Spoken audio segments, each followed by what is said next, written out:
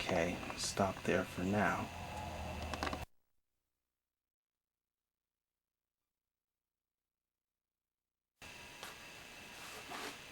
Okay, I'm recording again here now. This is another video. This is of my two of my origami harpies, both of which you see the origami harpies in all 5 of my animated videos. They always appear at either the witch's castle or on the Forbidden Island.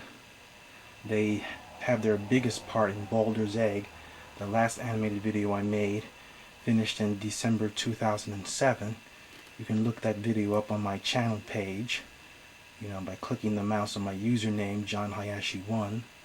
And also it's together with the other videos. When you get to any of my videos, when you see my videos, Wing Sandals, the Colosseum, Black Widow, Magic Arrows, and Baldur's Egg, on the top of the video page that has the videos, you click the mouse on the arrow for all videos and you'll see all 9 videos. They're the animated ones. So these origami harpies are origami versions of characters that are in that. See if we can zoom in a bit.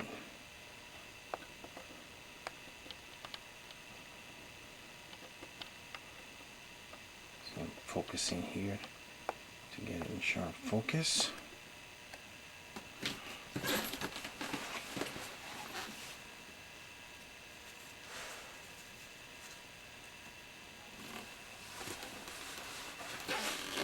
And you should be able to tell, you see how the stances, the way the harpies, the harpies are half woman and half bird.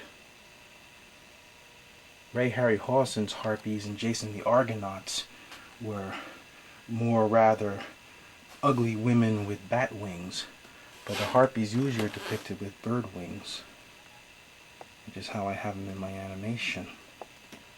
The harpies fight Sylvia's Sphinx and Sebastian, who has this huge jungle cat with the bat wings, and Sylvia's Sphinx is a pretty female sphinx. They band together, they team together to defeat the harpies to get back the Baldur's Egg that belongs to the Vikings. So again, these are origami versions of those characters.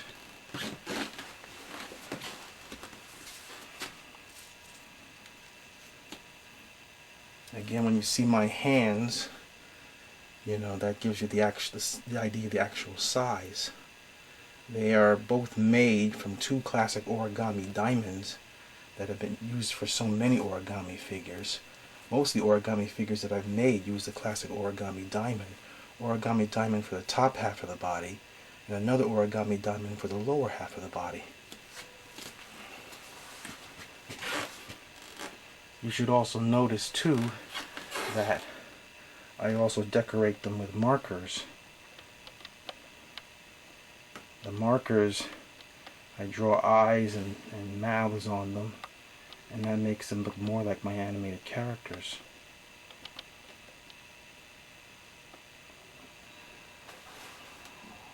Again, usually this camcorder with Baldur's Egg, it's on top of a copy stand shooting down at flat artwork. These figures are 3-dimensional. I think that's one of the interesting things about origami, is that you start out with flat sheets of paper, but by the time you finish folding, you have a 3-dimensional figure that looks good from different angles. And that's the difference between sculpture and something that's made to be hung up on a wall. But then again, when I do animation, I draw the characters from different angles, and I animate and draw them from different angles. So they still have, my drawings really have more depth in my animation. When I look at my videos on my television set, the animated drawings appear to move around in an imaginary space, and so I draw the illusion of 3 dimensions, even though they're actually all drawn on a flat sheet of paper.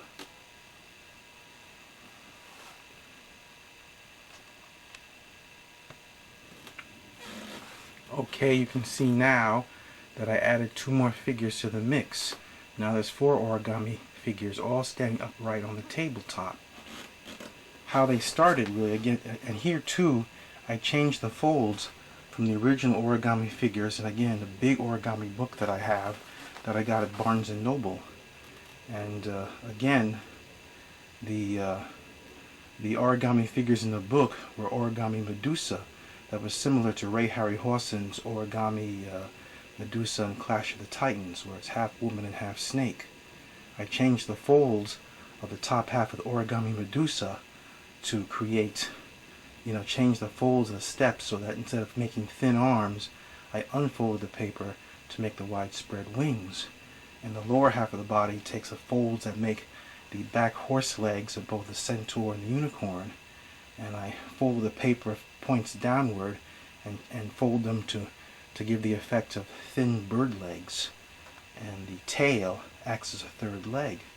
And these origami harpies are pretty similar to how the origami harpies look in Balder's Egg and the Colosseum when they're both fighting our heroes. So again, they're full color paper versions of the hand-drawn characters that I animate as line art and photograph one frame at a time on the videotape with a time-lapse VCR, and this camcorder sends the image to that VCR. So this is the same camcorder. I'm using it to record these figures. In 2006 and 7, I was recording thousands of animation drawings with the very same camcorder connected to a time-lapse VCR. So the image would go from the camcorder to the VHS tape in the VCR, and I record my voices onto the finished animation, and then I would copy that onto DVD RAM format on my DVD recorder, and then that in turn years later gets copy converted to WMV by the on-saw video converter, and that's what finally, the WMV version gets uploaded to YouTube. So I've gone through these different stages, from VHS to DVD RAM to WMV using the on-saw video converter. And before the VHS, I was using Super 8 movie film, which I also have transferred to videotape, but I feel the frame-by-frame recordings on videotape have better picture quality than Super 8, and that's one of the reasons why I have uploaded them to YouTube, because I felt that they really are worthy of showing on YouTube.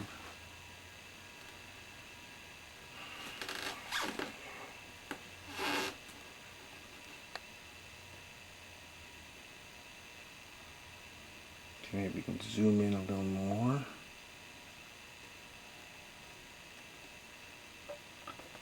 Focus.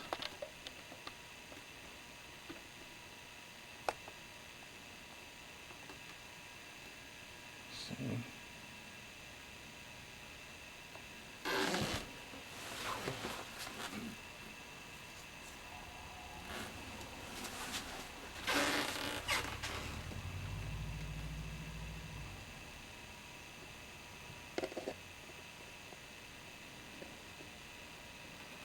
That harpy there is the first one I made.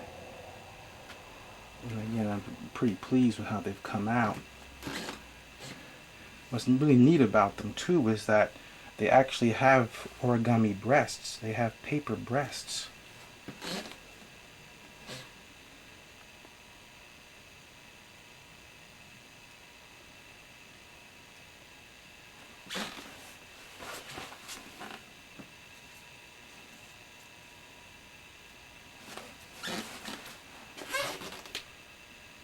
See there, I'm showing it from the side view, and you see the pleated hair gives the effect of feathers on top of the head. Move it back here.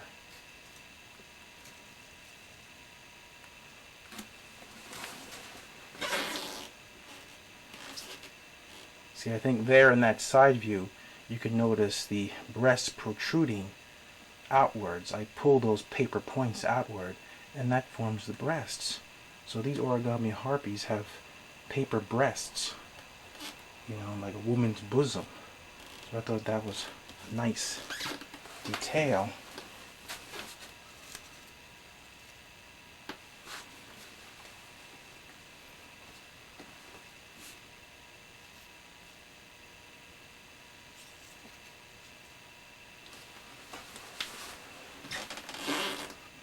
See, here's another angle of the harpy with the paper wings, and you can see where I've drawn in the various feathers overlapping on the yellow body. And you see how the stance is like a eagle or a vulture about to jump off of a cliff. They all look like they're about to fly. So you have very good suggested movement.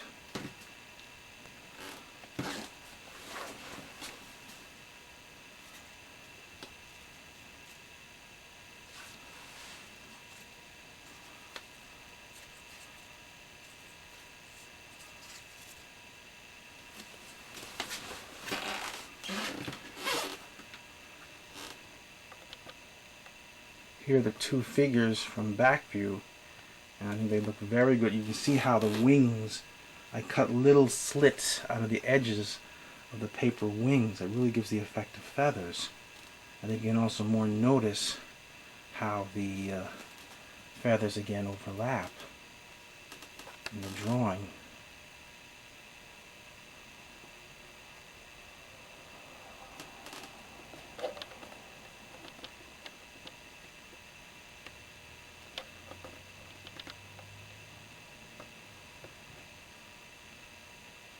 See, again, you should be able to see, you can see the feathers overlapping in the ink marking on the backs of the figures.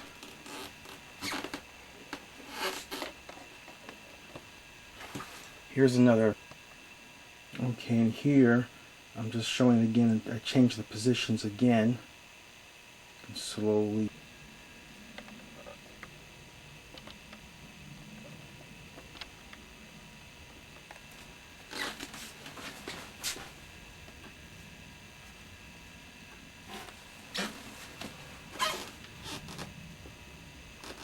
Okay.